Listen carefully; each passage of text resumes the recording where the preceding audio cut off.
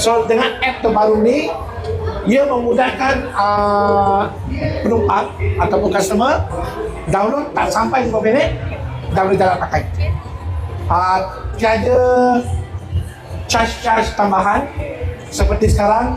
Grab ada peak hours, ada high demand, dan itu semua adalah satu scam terhadap penumpang-penumpang. Dengan kita punya app ni, kita tanya very straightforward. Macam mana awak naik taksi bermeter, macam tu juga dalam sistem bermeter. Maknanya kalau macam daripada sini pergi KLCC Twin Tower, dalam meter tu kata RM30 contoh, app pun RM30. Tak ada peak hours, tak ada hybrid, tak ada high demand, semua tak ada. Yang ada cuma midnight charge. Yang itu memang tertakluk dalam undang-undang antara pukul 12 sampai pukul 6 pagi. Extra 50%. Once you booking, you batal, you kena charge. Tak ada cancellation fee, refund, semua tak ada. Dia sama, kita punya konsep sama macam kapal terbang. You dah booking, you dah tiket, you tak naik, lantak you.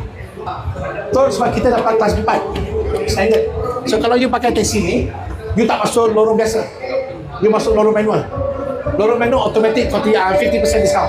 Automatic kelas 4. Kita akan rasmikan oleh PMX, MOT, APAD dengan MITI. Ada pengguna bagi simple lah. Kita jangan asyik nak mengejarkan yang murah. Kalau kita mengejarkan yang murah, kita tak dapat yang kualiti.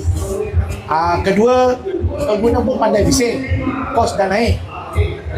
Perkhidmatan kenderaan pun naik juga, bukan dia je naik. So dia kena be fair. Kalau kita bagi dia kereta baru, driver bagus, naik sikit, tak ada masalah. So mentaliti pengguna kena tukar. Banyak syarikat e-hailing kita patut hapuskan, bukan dua.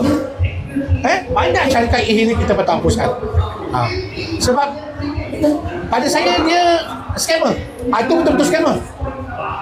Dia scam pemandu, dia scam penumpang.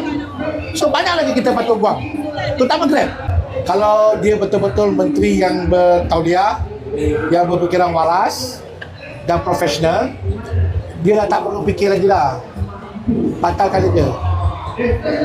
Kecuali dia tak nak batalkan sebab ada sebab-sebab tertentu. Itu saya tak boleh jawab.